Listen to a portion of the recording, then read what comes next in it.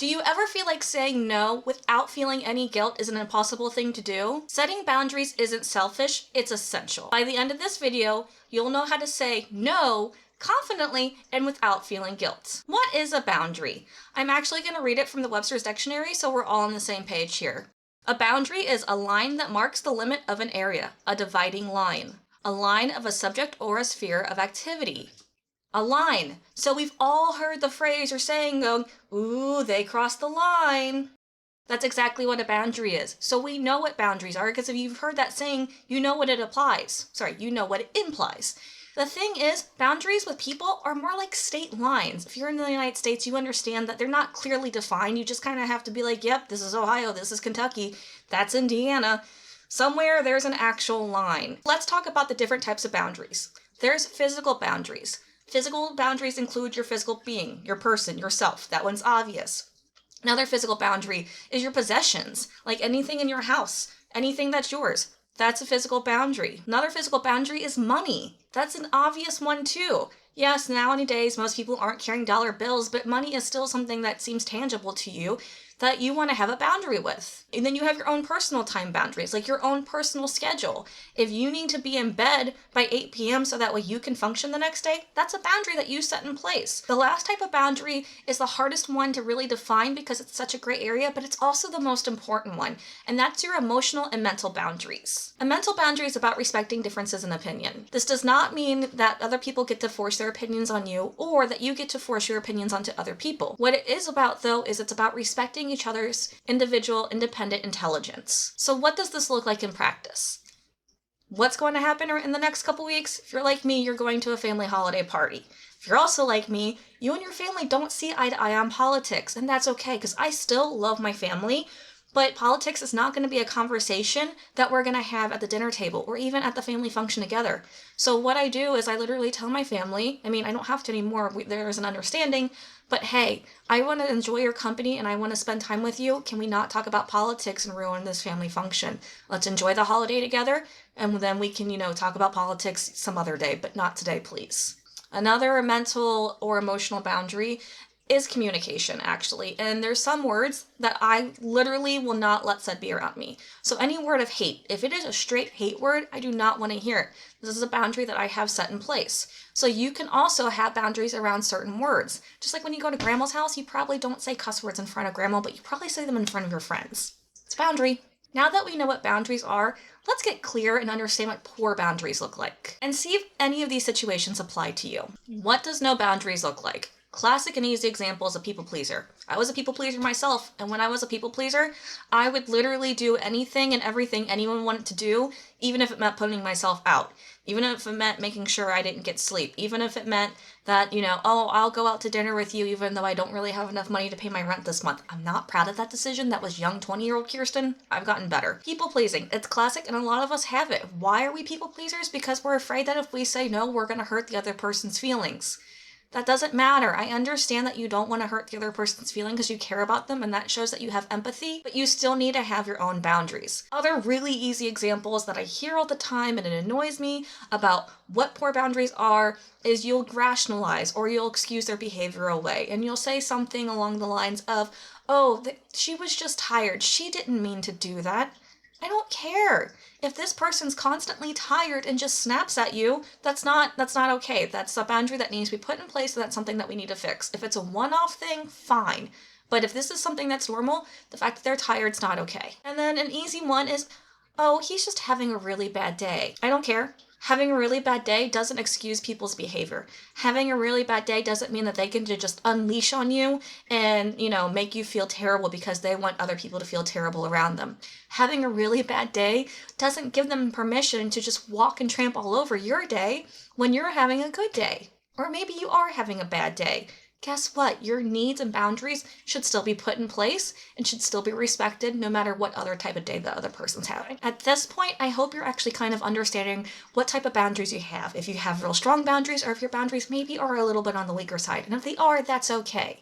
That's why you're watching this video. But now let's talk about the benefits of having good boundaries and what those look like. First one is improved self-respect. Yeah, just respecting yourself more and enough to be like, I don't want to be around this, or I don't want to listen to that, or this is so draining for me, it's hurting me. Give yourself the respect to say, I'm going to put myself first. It's not selfish putting yourself first if you're caring for yourself. If you're trumping on other people's needs, that's not okay. But if you're taking care of your own needs first, then that's what's important and that needs to happen. Another benefit is improved relationships. People might not even realize that they are crossing over your boundaries. To be honest, if you never told them, hey, I can't hang out with you tonight because I have to study for this test or because I have to make this deadline, your friends and family might not even know that you have negative feelings towards them because you chose to do the thing that they asked you to do instead of putting yourself first. Again, every situation is different, but if they just wanted you to go to the movie or to the store with them, you could have said no, and that's okay. They might have been disappointed, but that's on them, that's not on you. I understand that you care about this person, but you need to put your needs first. The other benefit is reduced stress. Once you have boundaries put in place and you start enforcing them on a regular basis, you feel so much more in your body, so much calmer, and you just know that the people around you understand what it is that you need, and you understand what your own needs are, and you're just in a calmer state altogether. Because if you go somewhere, if you go to your family or if you go to your friends and, they understand that you don't like to talk about certain things or that you guys have differences in opinions and right now, when you're together is not the time to bring them up, well, guess what? Now you don't have to be stressed out about, oh my God, are they going to bring this up? Oh my God, are they going to talk about this? So it's all about communication and setting up expectations with those around you and enforcing them in a way that is beneficial for you. The last real big benefit about this is personal growth and well-being. Because the more you set your boundaries, the more you respect yourself, the more you're going to have confidence in yourself, and the more you're just going to feel so much better about yourself. Now, this might sound hard if you don't have any boundaries, but understand that boundaries are a form of self-love, a form of self-care, and a form of self-expression in their own way. Because it shows that what you are willing to do, and it shows what you're willing to give when your cup's overflowing. If your cup's not overflowing and you can't give, that's fine. That's what the boundaries are for. The boundaries allow you to say, hey, I need to fill my own cup right now. I need to give myself my own time. I need to recharge my own batteries. And guess what? You do that for yourself. And that's a beautiful thing to see. Now that we know the benefits of what boundaries are, let's get to the part of the video you've all been waiting for, where we talk about how to express them, how to put them in place, and how to say no without feeling guilty. How to put boundaries in place. As I said a few times throughout this video, the first thing you have to do is you have to communicate your boundaries. You can't just write them on a piece of paper or keep them in your head and expect people to know. You have to communicate your boundaries, and you're probably going to have to communicate them several times. That's okay.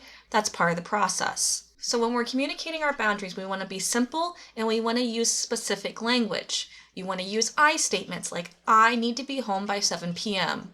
Or I can't come out tonight because I have a deadline to meet. Or I don't want to have this conversation right now. Can we come back to it at a later time when I feel more secure to talk about the issue?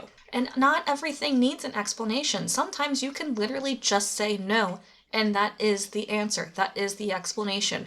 There are many scenarios where the word no is enough. Matters of consent, specifically in intimate relationships, no is always enough. You never need to give more than no. If you're talking with a stranger or it's not family, again, no is always enough. You never need to give more than no. And it is with your family, it is with your friends, understand that yes, that is nice to give them an explanation, but sometimes you don't even technically need to give it to them. If you do give them an explanation, it's out of respect that you have for the person, and that's perfectly fine too. But no by itself is also an answer. It is a boundary. It is enough of an explanation. Another really important thing is be consistent. This is actually one of the biggest ones because here's the thing. If you're not consistent, people aren't going to take your boundaries seriously. So if today it's okay to say this word that you don't want me to hear, but then tomorrow it's not okay, and then the next day it is okay, well, make up your mind. Is it a problem if I say this word around you or isn't it? Because if it's not really a problem, I'm not going to care to try to change my behavior based off your expectations. So what does it look like when we start enforcing the boundaries? Okay, first thing I need to talk about that I really haven't brought up is when we express our boundaries, when we tell people, hey, at this family function, I don't want to talk about politics. I'm going to use this example because this is understandable.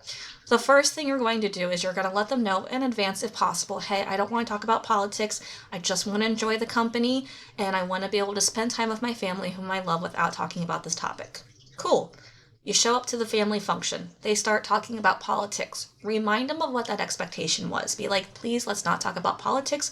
I told you it was something I was uncomfortable with talking about today. I just want to enjoy your time and company.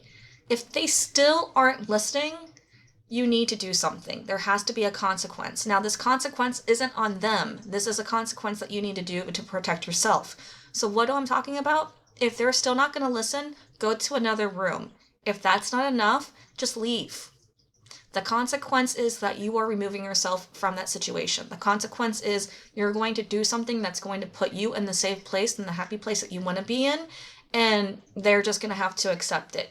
So when I say consequence, understand that you don't respect my boundary, you don't respect me as a person, because if they're not respecting your boundaries, honestly, they're not respecting you as a person. The answer is for you to remove yourself from the situation, not to do any other action to enforce your boundaries.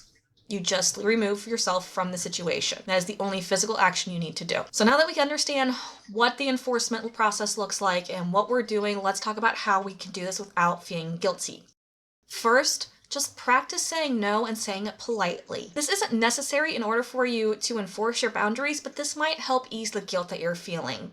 So say something along the lines of, I can't help this weekend, but I hope it all goes well. Or I appreciate your opinion, but I've already made my decision. Or even, I appreciate your opinion, but I'm still going to get a second opinion on this. Those are polite ways for you to say no, and for the person to understand that I respect what you're saying, I respect you as a person, but I still need to take care of myself. Another way to deal with the guilt is to reframe the guilt. Guilt often shows that you're just stepping outside of your comfort zone, breaking old habits, or prioritizing yourself for the first time. So in this instance, guilt is actually a sign of growth. If you're feeling guilty about it, know it's because it's uncomfortable for you, and that's okay. It's 100% part of the process if you've never set a boundary. Guilt isn't a sign of I'm doing something wrong.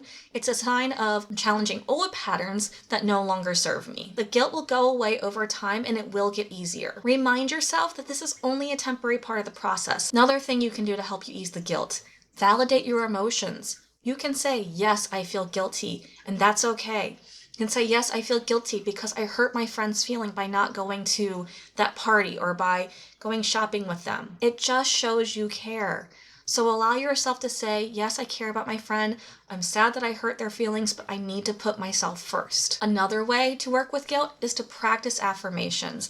And this one is probably one of the easiest, but also the one that's the biggest game changer. Affirmations literally is just a way to reprogram your brain for you to take thoughts from negative or not great ones and turn them into positive and helpful ones for you. Think of affirmations as a way to recode our brain, and it's a way for you to take your mind out of a default people-pleasing or whatever your current state is and turn it into a self-respecting state.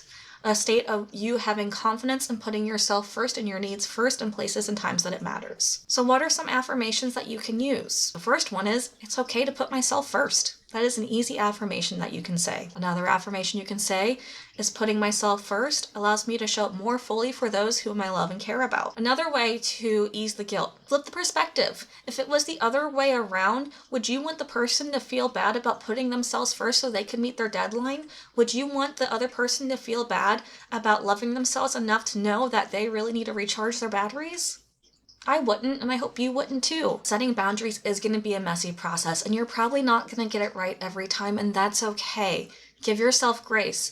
Setting boundaries is kind of a practice, but once you start doing it and the boundaries are put in place, you don't even think about it being a practice, it just becomes your new standard.